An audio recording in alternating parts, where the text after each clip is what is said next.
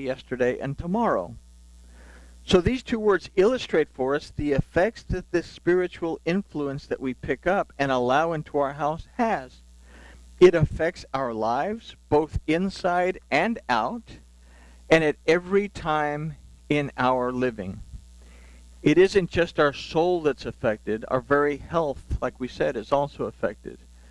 Now this spiritual influence can have so much influence that we come to the phrase, and after that you may go in unto her, which could also read, and after that you may be led by her. So that kind of changes the idea. The idea does not require a whole lot of explanation. We get to a point where we allow ourselves to be led by this deceptive spiritual influence. When we begin to live out the part in our physical lives and worship, then we can consider the last phrase, and be your husband. It takes ish to bring about the physical worship, and she shall be your wife. Our physical worship begins to feed and bring out this false spiritual influence. We have to understand that this adversely affects our entire being. Getting rid of this spiritual manifestation in life must be thorough, as we're going to see in the next verse. This is the reason that he said, when you go and inhabit the land, kill everything. Don't take captives.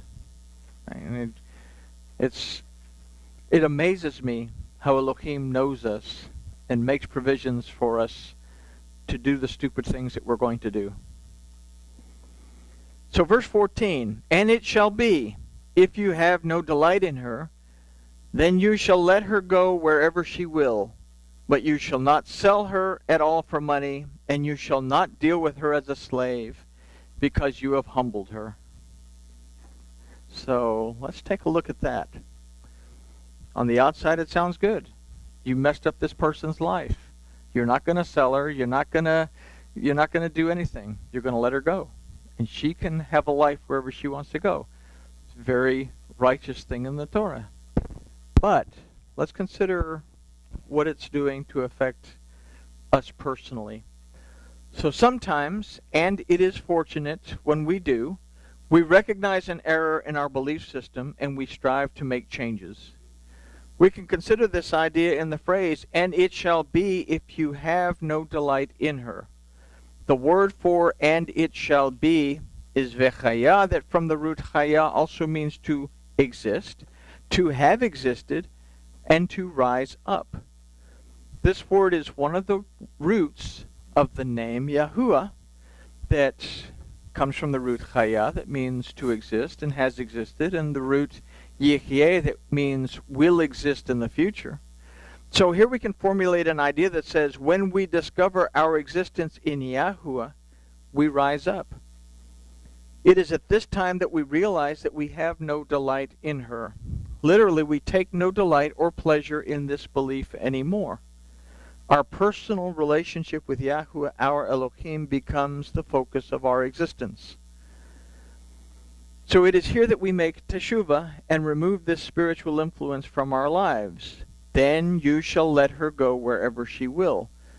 We are not to sell it or keep it tucked away. We are to remove it from our lives. The phrase, you shall not deal with her as a slave, should actually read this way. You shall not manipulate her because tachash. Now, we'll get to, right here. The word tachash comes from the word tachat, that means instead or to keep underneath.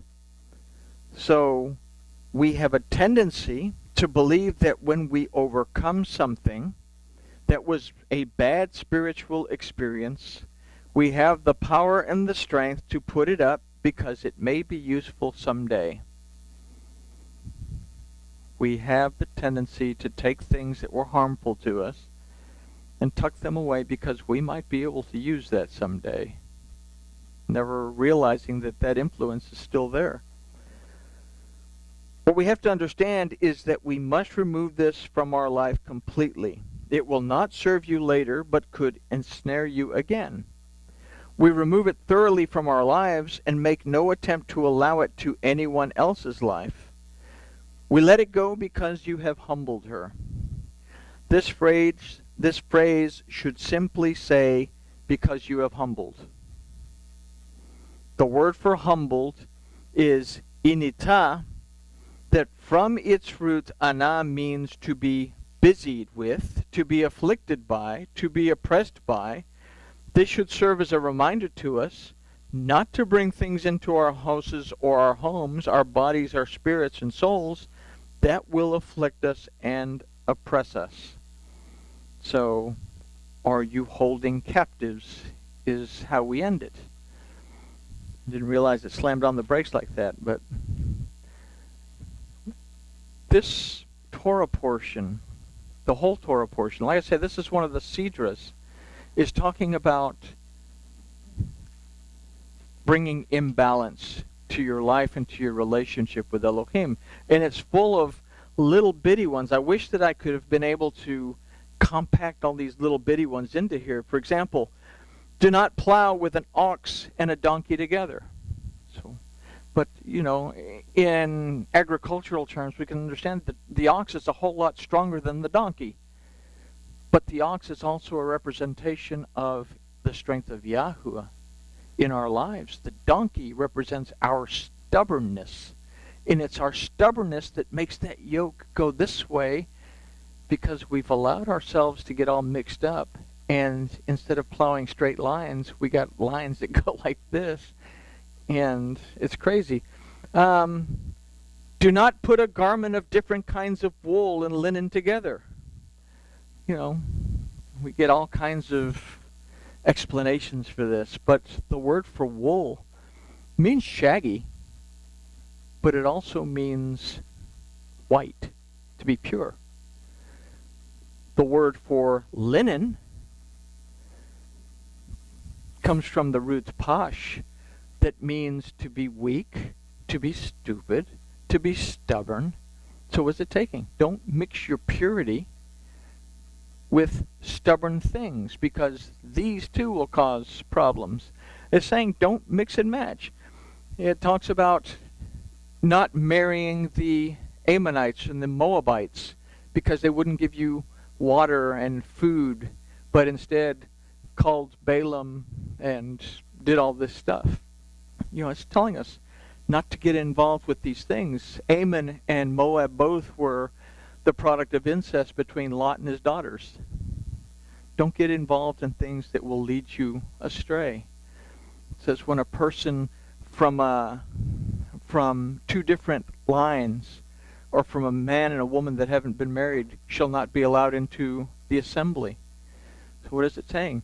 Don't bring two different types of religious influences into your life and try to mesh them together to do something.